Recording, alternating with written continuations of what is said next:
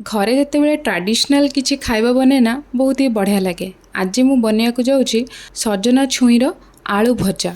सजना छुई आउ आलू भजा बहुत ही बढ़िया रेसिपीटे। जदि आपण मैंने यार ट्रिक जानते ताहले आपण मानकर एई भजाटी गरम भात हो कि पखाल भात सबुतिर खाया बढ़िया लगे।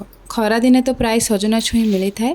तो ये मुझे देसी सजना छुई आपको मु साइड करनेली। प्रथम यार मसला प्रिपेयर करनवा। ये मुझे 1.5 चामच सोरिष, 1 चामच जीरा और 2टी सुखिला लंका।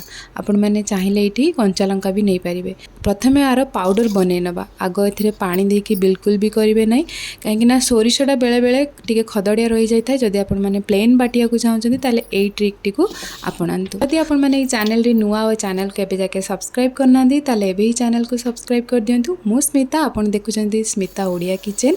एपरि भाव में भल भल वीडियोस देखिया पई आपण मैंने चैनल को सब्सक्राइब करके वीडियोटी को लाइक कर दियंतु। तो ये एबे देखि पारुथिबे बढ़िया से पाउडर बनी जाइए। एबे एथिरे आमे पानी देकी आको भल भाव में बाटी नबा। पाखापाखि ये गोटे छोट ग्लास पानी देइछि, एकदम मिनी ग्लास जो छुआंकर आसे 1 कप भाभी नियंतु। देकी ये मसला को बहुत बढ़िया भाव में बाटी नहीं।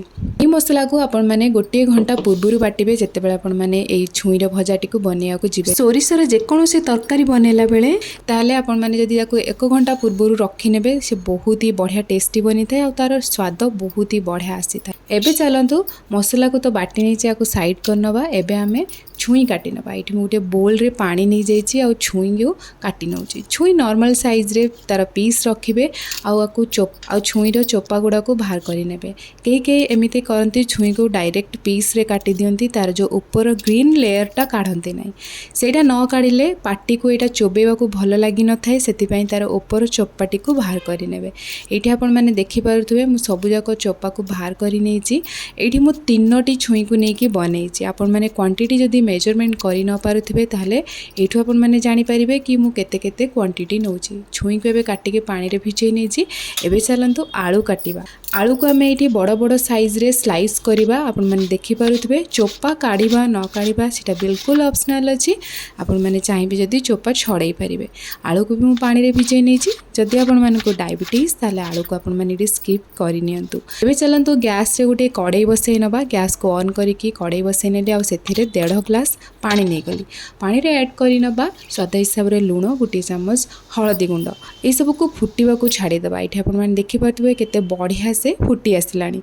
फुटी आसला परे आमे जो छुई आ आलू को काटिक रखिथिले ताको एथिरे ताको कढ़ाई को देई दबा। आपण माने जानि चंती कि प्रथमे आपण मैंने पानी को फुटेबे, तापरे सजना छुई आउ आलू को देबे। कहीं इटा गोटे पित्तालिया टेस्ट आसी थाए। जो पित्तालिया टेस्टा न आसापी आपण मैंने यही प्रोसेस रे बनइले बहुत ही बढ़िया से बनइबो। परिबा को ऐड कर सारा परे पानी रे एबे आमे पाटिक रखिथिबा मसला को ऐड करनबा। इठी आपण मैंने देखि परथुबे मसला को मैं ऐड करिकि भला भाबरे मिक्स करि नेछि। एबे लीड को कवर करि नबा आउ एठी मीडियम फ्लेम रे आको फुटिबा को छाड़ी दबा। सजना छुई आलू को आमे सेतिके बॉयल करिबा जेमिति हमर भजाटी गोटी गोटी रहइबो। आपण मैंने जेमिति प्रथमे वीडियो रे देखिथिले आको ओवर कुक करि देले छुई खोली जिबा और जो बिल्कुल भी टेस्ट भल लगे ना। पाखापाखि 5 मिनिट बॉयल हवा परे आमर ये बहुत बढ़िया से सिझी जाइए। एबे एथिरे मु कश्मीरी लाल मिर्च ऐड करुच्ची।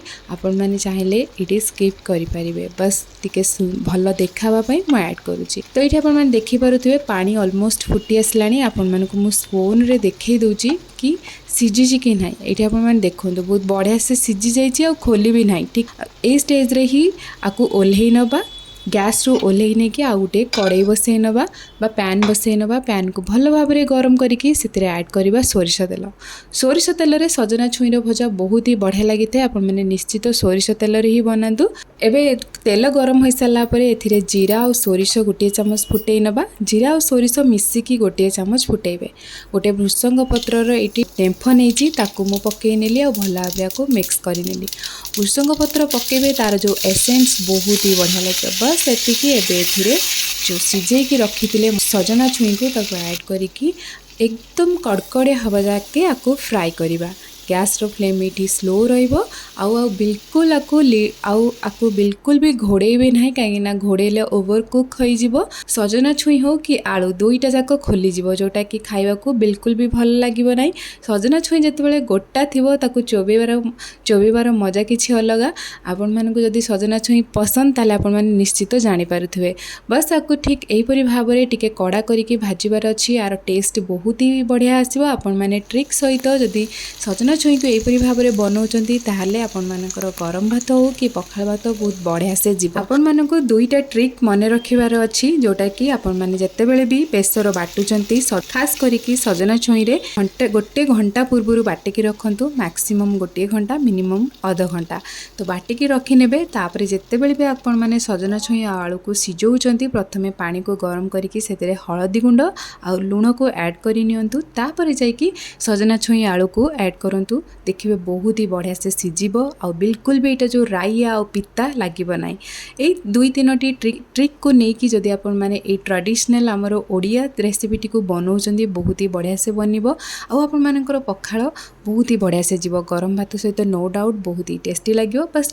सांगरे टिके किछि साइड रे थिले बहुत ही बढ़िया रेसिपीटी आपण माने निश्चित घरे बनातु कमेंट्स करके जनातु आपण मानकर सजना छुई आलू केमिति बने आशा करी आपण मानक ये वीडियोटी बहुत ही पसंद आसथिबो। वीडियो पसंद आसले वीडियो को लाइक करंतु शेयर करंतु और चैनल को सब्सक्राइब कर दियंतु बेल आइकन को टच करिया को जमार भूलंतुनी नहले आपण माने बिल्कुल भी नुआ वीडियो रो अपडेट पाई परिबे नै।